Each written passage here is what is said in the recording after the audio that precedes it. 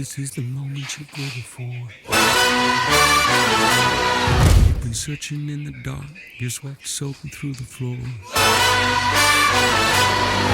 And buried in your bones, there's an